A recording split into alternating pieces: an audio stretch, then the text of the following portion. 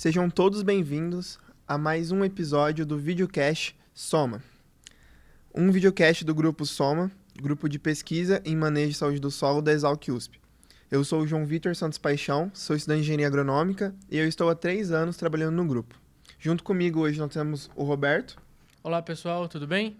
Meu nome é Carlos Roberto Pinheiro Júnior, eu sou engenheiro agrônomo, mestre e doutor em Agronomia e Ciência do Solo pela Universidade Federal Rural do Rio de Janeiro e desde março de 2023 atuo como pós-doutorando no Grupo Soma da Exalc-USP. Bem, antes de mais nada, gostaríamos de estar agradecendo ao PSEG por todo o apoio e parceria que vem nos dando nesse projeto. E hoje nós temos como episódio o tema de biodiversidade, um pilar para a saúde do solo.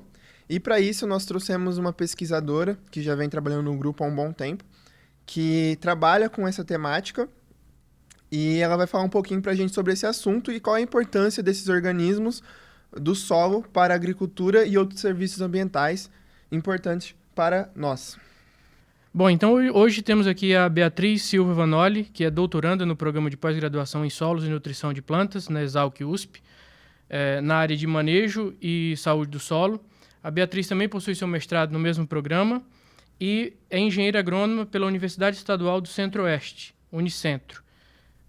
A Beatriz também, durante a graduação, realizou um estágio no exterior, no período sanduíche, na França, e atualmente tem desenvolvido essa temática da parte biológica, os indicadores biológicos do solo, trabalhando principalmente com o papel da macrofauna no solo, e vai falar um pouco aqui com a gente sobre biodiversidade. Para mim, que sou da área de pedologia, vai ser um grande aprendizado com a Bia aqui hoje. Muito obrigada, Roberto e João, pelo convite. É com muita satisfação que eu estou aqui hoje e será um prazer compartilhar com vocês um pouco da minha experiência sobre biodiversidade do solo. Também quero agradecer a todos que estão nos assistindo e também à equipe do PSEG por todo esse apoio. E vai ser um prazer. Que bacana. Bia, a gente sempre fala muito sobre a importância da biodiversidade, né? Mas é muito importante também conceituar a biodiversidade, né? Então, como é que você poderia trazer esse conceito de biodiversidade e a influência dessa biodiversidade na saúde do solo, que é o tema central do nosso podcast? Veja bem, a biodiversidade do solo ela é composta por inúmeros organismos. E eles vão desde tamanhos que são invisíveis para nós, até os tamanhos que nós conseguimos ver e estudar tranquilamente. Uma forma fácil e simplificada para nós cientistas entendermos um pouco mais da biodiversidade é a classificação por tamanho. Então, nós classificamos a macrofauna, sendo esses organismos um pouco maiores, que são os visíveis a olho nu. Neles a gente tem os invertebrados, alguns insetos, minhocas, cupins, formigas, besouros. Aí nós temos a mesofauna, que são os organismos de tamanho mediano. Nesse grupo nós temos os ácaros, colêmbolos, alguns nematóides. E aí, de um tamanho muito diminuto, nós temos os micro-organismos. Os micro-organismos estão a bactéria, os fungos, a arqueia, também alguns protozoários, e eles são invisíveis a olho nu. Todos eles fazem um papel essencial para a biodiversidade e para a funcionalidade do solo. E aí vale a pena a gente separar um pouco para entender o processo e como eles estão relacionados à saúde do solo, do que a gente entendeu o processo como ele realmente funciona, que é essa complexidade de interações. Então, no grupo macrofauna, que são esses organismos maiores que eu particularmente estudo no meu projeto de pesquisa. A macrofauna tem 3 principais grupos. Esses principais grupos são os engenheiros do ecossistema, que nós temos aqui na minha caneca, muito bonita, por sinal. Os engenheiros do ecossistema são fundamentais para a estruturação do solo. São eles as minhocas, os cupins, as formigas. Eles atuam na agregação do solo. Aí nós temos também a função de criar galerias no perfil do solo, que é a formação de bioporos. Isso vai estar diretamente ligado à infiltração da água, à percolação da água, ao crescimento radicular da planta sem ter muito gasto energético. Então, tudo isso é benéfico para a planta. E está relacionado à conectividade dos poros, né? Que a gente tanto fala dessa importância Exato. Quando do a fluxo gente de tem água. uma biodiversidade grande de vários organismos que desempenham funções semelhantes, a gente tem essa conexão dos poros que forma todo um solo estruturado, que tem uma boa infiltração. Então, tem grande importância. Favorece o fluxo de água também, né? Exato. E aí nós temos outro grande grupo muito importante, que são os transformadores da serrapilheira. Esses transformadores são aqueles geralmente que ficam mais na superfície do solo, que são o piolho de cobra, muito comum, aquele tatu de jardim. E eles fazem toda essa fragmentação vegetal inicial para que os micro-organismos consigam decompor a palha do solo, né? Então, é uma função essencial na decomposição da matéria orgânica e, consequentemente, na ciclagem de nutrientes. E aí, o não menos importante são os predadores. Os predadores vão fazer toda a regulação biológica desses grandes insetos, como as aranhas, os escorpiões.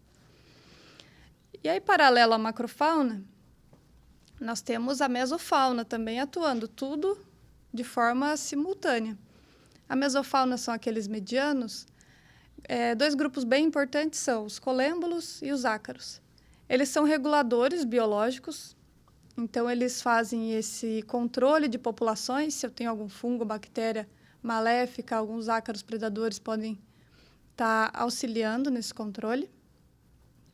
E aí nós temos também a função de decomposição da matéria orgânica, que é muito similar aos transformadores da serrapilheira. Isso vai muito em função dos colêmbulos. Os colêmbulos têm um papel fundamental nisso, que entra em outra função essencial do solo. E aí nós temos os micro-organismos. Os micro-organismos talvez é o que mais tem se falado nos últimos anos, né? Que tem mais conhecimento de todos, que é fundamental para a fertilidade do solo. Por quê? Eles fazem a ciclagem de nutrientes. São eles que vão liberar enzimas que degradam celulose, lignina, e fazer toda essa questão de decomposição de fato química do material orgânico. Mas sem a macrofauna, essa decomposição é muito reduzida, é muito lenta.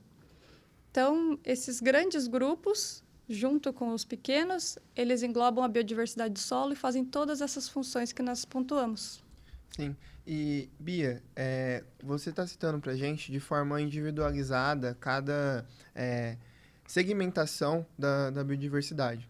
Mas quando a gente utiliza essa terminologia de biodiversidade, envolve um conceito mais amplo, né? Que necessariamente tem que haver uma interligação entre cada grupo que você nos comentou. E existe alguma interação entre um número maior de biodiversidade com o desenvolvimento de plantas?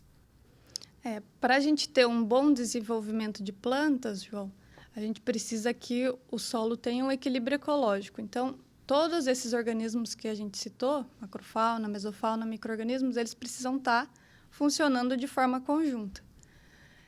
Quando eu tenho todos eles em equilíbrio, eu vou ter um solo bem estruturado, ou seja, vou ter agregação, as partículas de solo vão estar agregadas, vou ter mais macroporos, ou seja, a água vai infiltrar melhor no solo, então as plantas vão conseguir absorver mais umidade. Nós vamos ter também mais decomposição de matéria orgânica, isso vai ajudar a retenção de umidade, a manutenção da temperatura, tudo isso reflete num bom desenvolvimento de planta. E ainda tem algumas funções específicas dos micro-organismos, mais pontualmente, que é, por exemplo, a função da rizosfera de uma planta e o meio do solo como um sistema ecológico equilibrado. A rizosfera é aquela fração de solo bem próxima à raiz, que tem uma comunidade microbiológica nela muito ativa e, consequentemente, modulada pelo meio. Ou seja, a raiz ela tem esse papel de recrutar os micro-organismos do solo para se beneficiar. Então, ela acaba recrutando micro-organismos benéficos para ela, que vão compor a rizosfera e vão auxiliar na solubilidade, às vezes, de fósforo, absorção de água, modifica o pH rizosférico, melhorando a absorção de alguns nutrientes. Só que isso só vai acontecer se o solo tiver um equilíbrio ecológico. Se o solo estiver desequilibrado, o que a rizosfera vai atrair? Patógenos que vão acabar prejudicando o desenvolvimento de plantas. Então, se eu não tenho mesofauna, que são os reguladores biológicos, ou macrofauna, que faz toda essa bioturbação, eu vou ter um desequilíbrio, e esse desequilíbrio vai impactar o desenvolvimento de plantas. Outra coisa importante, fungos micorrízicos, por exemplo, são muito importantes para o desenvolvimento de plantas, porque eles são extensões das raízes, são fungos que se conectam às raízes e funcionam exatamente como uma extensão. Então, eles conseguem captar a água de lugares que a raiz não alcançaria, assim como nutrientes, principalmente fósforo, que é bem imóvel no solo, e a planta se beneficia disso. Então, é outro exemplo de como a biodiversidade, né, os micro-organismos, podem afetar o desenvolvimento das plantas. Além de tudo que eu já citei como funções, que é a ciclagem de nutrientes, né, então melhorando a fertilidade para a planta absorver. Bacana. Então, a gente já tem uma prévia da importância desse ambiente sustentável, né, para garantir essa biodiversidade. E pensando nisso, Bia, quais são os principais desafios na agricultura que você vê hoje em relação a práticas de manejo para garantir essa preservação da biodiversidade? Ou então até aumentar, incrementar essa biodiversidade. O que tem prejudicado a nossa agricultura? Ainda bem que agora, num cenário mais atual, nós estamos voltando para práticas mais sustentáveis, que preservem a planta no solo.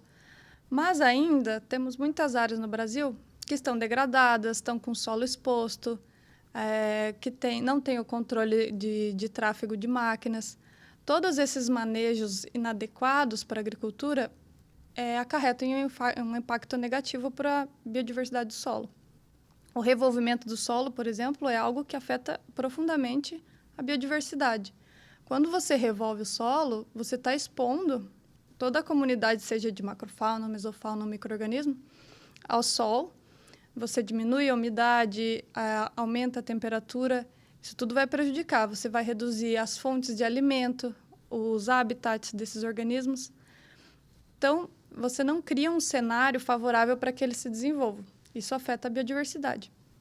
Outro fator importante da agricultura são os pesticidas.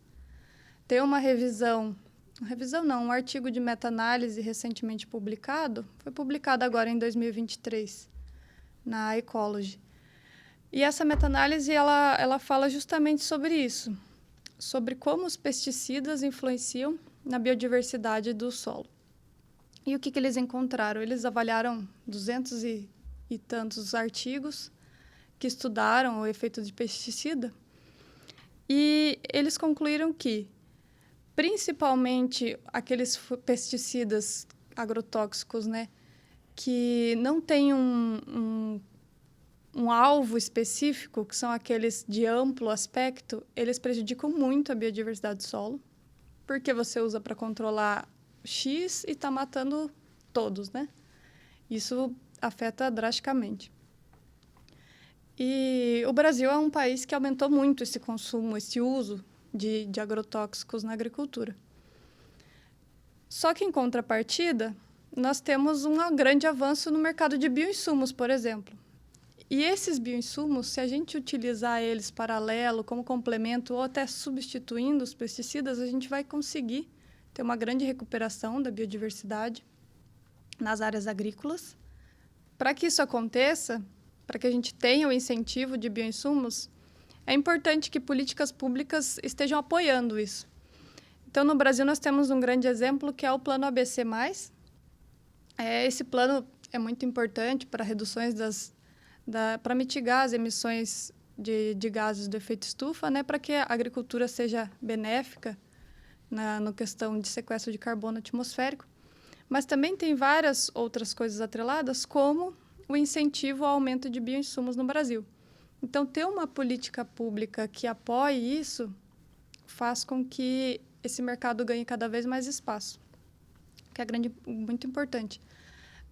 Na Europa não é diferente, também temos Acordo Verde da União Europeia, que também visa a regulamentação dos pesticidas de forma que eles sejam testados de melhor maneira, que não afete tanto a biodiversidade do solo. Também temos a normativa para que os pesticidas tenham um alvo mais específico na hora de controle de pragas. Então, isso tudo vai contribuir. Acho que é isso. Bacana, Bia. E pensando nisso que você falou agora, o mercado europeu, principalmente, é muito exigente, né, das nossas exportações. Então, pensar em selos de biodiversidade, né, atrai muito mais o público e garante a sustentabilidade do sistema, né? Exato. O mercado europeu ele está mais adiantado que nós nisso, né? Eles têm um controle maior, estão trabalhando nas normas e nas legislações dos pesticidas. O Brasil ainda está um pouco atrás, mas ele está avançando. Então, a gente já tem aí uma gama de regulamentação sobre os bioinsumos, de como utilizar eles no Brasil, como cadastrar. Isso tudo vai contribuir para que a gente fique bem no mercado internacional e também para uma agricultura sustentável brasileira. Então, o Brasil tem um grande potencial pela ampla área agrícola, mas que se a gente não preserva a biodiversidade, o nosso sistema não vai se sustentar, né? E Bia, aproveitando que você comentou sobre o mercado de bioinsumos, nos últimos 5 anos, a gente teve um grande boom desse mercado no Brasil. Tanto por medidas, como você comentou, de incentivo, né, do governo, e também que já existe várias pesquisas em andamento, tanto de microbiológicos até macrobiológicos, para tentar, possivelmente, incrementar a produção.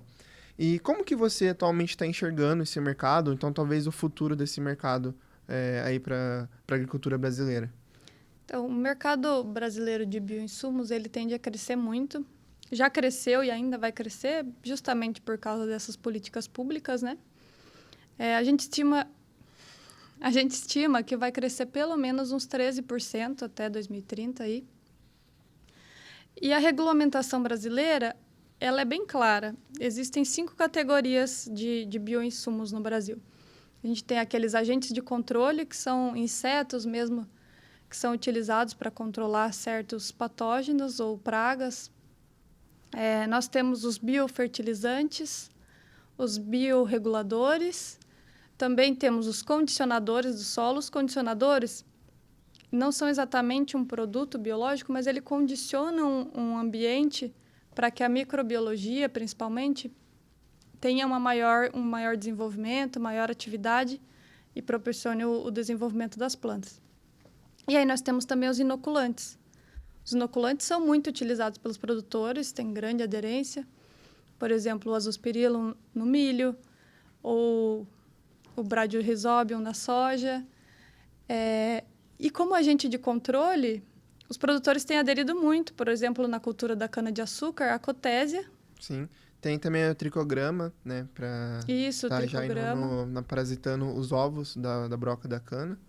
E o pessoal tem utilizado muito. Outra tecnologia também biológica que tem sido muito utilizada é a BT, né? Então, Bia, você é uma das primeiras integrantes do SOMA, né? E tem trabalhado com essa temática de biodiversidade, biologia do solo.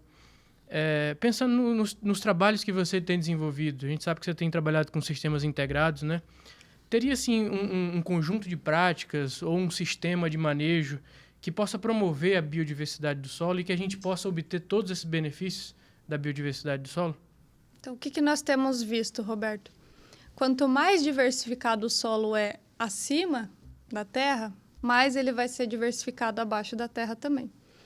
Então, quando nós temos a troca de um monocultivo para um cultivo integrado ou com plantas de cobertura, né, diversificação de plantas, nós conseguimos restaurar um pouco dessa biodiversidade e, quem sabe, com os anos, fazer com que toda a biodiversidade que foi perdida se reestabeleça. Talvez não as mesmas comunidades, mas seja um ambiente diversificado, sustentável, que tenha desempenhando as funções. Isso tem um pouco a ver com, digamos assim, com a diversidade de alimentos que está entrando no solo para esses micro-organismos? Quando a gente tem sistemas radiculares diferentes dentro do solo, isso é o caso dos sistemas integrados, né? Nós temos pastagem, soja, a leguminosa com a gramínea, árvores. Então, nós temos o sistema diversificado de raízes embaixo. Isso vai gerar bioporos de N formas no solo, além dos exudatos radiculares bem diversificados. Isso vai afetar. E nós temos também a diversificação acima. Então, tem vários nichos ou habitats para os organismos se esconderem, também fontes de alimento, isso tudo vai influenciar para voltar a ter a biodiversidade naquela área. E é isso que acontece nos sistemas integrados e também nas plantas de cobertura, porque principalmente nos mixes, né? Quando a gente tem um mix de plantas de cobertura, nós temos várias raízes, várias relação CN na palhada, tudo isso vai afetar de forma positiva a biodiversidade. E o oposto também ocorre. Quando a gente tem um sistema de monocultivo, como a cana-de-açúcar, no meu mestrado mesmo, nós fizemos um trabalho, né, sobre o monitoramento da macrofauna do solo em áreas de cana-de-açúcar. Nós queríamos entender se a cana-de-açúcar seria uma boa alternativa para implementar em áreas de pastagem degradada, para ver se ele traz algum benefício para a macrofauna do solo. Infelizmente, a cana-de-açúcar não conseguiu recuperar a macrofauna, a biodiversidade, em relação a uma mata nativa. Lógico que a mata nativa é um ambiente natural desses organismos. Mas, em paralelo a isso, nós temos uma colega que tem contribuído com o Grupo Soma. A Lauren, em 2019, publicou um artigo também na cana-de-açúcar, onde ela viu o efeito de deixar a palhada no solo, a palha da cana, né? Se não tiver a remoção total da palha da cana, a gente consegue recuperar um pouco, ou melhor, deixar o ambiente um pouco mais atrativo ou agradável para que esses organismos consigam viver ali, colonizar. E, de fato... Então, a remoção parcial da palha da cana garante essa manutenção da biodiversidade? Pode ser uma alternativa, não é uma garantia, mas, assim, se nós pudéssemos deixar a palha totalmente, seria bom. E, Bia, até para a gente entender um pouquinho mais, porque é o seguinte, como a gente enxerga o solo como um organismo vivo, ele, obviamente, tem a interação não apenas só com as plantas e com os animais, mas até mesmo com a gente, nós, seres humanos, né? Como que você enxerga que essa biodiversidade ela pode estar relacionada com esses tipos de relações entre solo e organismos em geral? A biodiversidade do solo ela está ligada a vários serviços ecossistêmicos. O que são esses serviços? São serviços que o solo pode promover para a nossa saúde humana e para a saúde do solo, e muito em função da biodiversidade. Por exemplo, a ciclagem da água, as minhocas, quando criam aquelas galerias no solo, ou a agregação de partículas de argila com material orgânico, fazem com que a água infiltre no solo, né, percole. Também a matéria orgânica do solo age como um filtro natural no solo, além de realizar toda a ciclagem de nutrientes para fornecimento de fertilidade para as plantas, que vai aumentar a produtividade, e nós vamos nos alimentar garantindo a nossa saúde, né? E aí nós temos também toda a importância da biodiversidade, como a gente já citou, na ciclagem do carbono. Quando a gente fala de sequestro de carbono da atmosfera ou mitigações das mudanças climáticas, a macrofauna, por exemplo, tem um papel fundamental nisso. Ou seja, a macrofauna, por meio desses agregados que nós comentamos, ou decomposição de material orgânico, consegue fazer com que o carbono do solo tenha uma proteção física nele, por meio de agregados biogênicos mesmo, fazendo com que o carbono não volte tão rapidamente para a atmosfera. Isso é fundamental para a nossa saúde, né? Mitigações de mudanças climáticas relacionado à biodiversidade do solo. Outro serviço ecossistêmico que é muito importante é a biorremediação. O que é a biorremediação? É fungos e bactérias, ou algumas outras plantas, por exemplo, conseguirem degradar substâncias químicas do solo, dos agrotóxicos, para que não contamine o lençol freático. Isso também está relacionado à saúde humana e à saúde do solo. Então, a gente vê o quanto a biodiversidade tem uma vasta importância no solo, tanto para o funcionamento do solo como algo vivo, né, e sustentável, quanto para o desenvolvimento e produção agrícola, desenvolvimento das plantas e a produtividade, né? E para a nossa saúde. Então, é fantástico. Eu adoro. Conjunto de benefícios que a gente se aproveita desses tantos organismos do solo, né? Bia, então, para finalizar a nossa conversa, a gente queria um pouco da sua visão sobre um cenário futuro da biodiversidade, seja no mercado, seja no campo, seja no avanço da pesquisa no Brasil. Você poderia fazer uma breve síntese do que você enxerga? Então, muito tem se falado de crédito de carbono, né? A gente está nesse cenário atual onde o mundo todo está envolvido aí com as mitigações das mudanças climáticas, mas é um futuro bem próximo, eu diria assim, o crédito de biodiversidade. O que seria isso? Seria o pagamento em forma de crédito. Tem se falado sobre o pagamento de créditos para um solo sustentável com a biodiversidade. Isso vai ser muito importante, talvez, lógico, não para agora. O agora é ainda compreender os créditos de carbono, né? Como calcular, mensurar. Mas é algo para o mercado que vai ser muito importante para a biodiversidade do solo em geral. Sim, e isso, de certa forma, encoraja os produtores a adotar práticas sustentáveis, né? Para garantir essa sustentabilidade e poder, no futuro, obter aproveitamento desses créditos de biodiversidade, né? Sim, é uma grande conquista que os produtores já estejam olhando, mesmo que muito poucos ainda, para o solo como um organismo vivo. Então, a gente já vê aí uma mobilização, o produtor se atentando se o solo tem minhoca ou não tem. Mas quando a gente fala em crédito ou em dinheiro, isso tudo muda, né? A visão fica extremamente focada naquilo. E isso é uma perspectiva futura que eu vejo bem legal. E também os bioinsumos, né? Os bioinsumos vão crescer muito, junto com os defensivos agrícolas ou em substituição, em uma menor escala. Mas é uma perspectiva futura, de ampliar o uso de bioinsumos. Que bacana. E, bem, Bia, estamos chegando no final da nossa conversa. Eu gostaria de agradecer muito a você por estar conversando com a gente hoje e introduzindo esse assunto que, querendo ou não, é algo muito novo, que vem se estudando bastante nos últimos anos. E foi um imenso prazer ter você aqui com a gente. Novamente, eu gostaria de também agradecer ao PSEG por todo o auxílio. E, bem, para finalizar, eu gostaria de dizer ao pessoal que está nos assistindo, nos escutando, para entrar nas nossas mídias sociais, no YouTube, LinkedIn e principalmente no nosso site, que é o soma.com.br. Lá nós postamos informações sobre os projetos, sobre os alunos envolvidos nas pesquisas. Sim. Tem bastante informação no nosso site. Caso você ainda não siga, aproveite para estar dando uma olhada nas nossas informações das mídias sociais. E é isso. Hoje foi uma ótima conversa com você, Bia, e eu gostaria de agradecer muito a sua participação e deixo agora um espaço aberto para você estar comentando e agradecer mensagem final. Também. Uma mensagem final. Eu que agradeço vocês, é sempre bom compartilhar um pouco. Também deixo aberto o meu contato, o pessoal de casa pode seguir nas mídias sociais do Soma, vão encontrar o meu contato lá. Qualquer dúvida eu estou à disposição, podem trocar e-mail. E fico aberta aí para próximos convites, próximas conversas. Muito obrigado, Bia. Obrigado a todos. Muito obrigado, pessoal, e até um próximo episódio.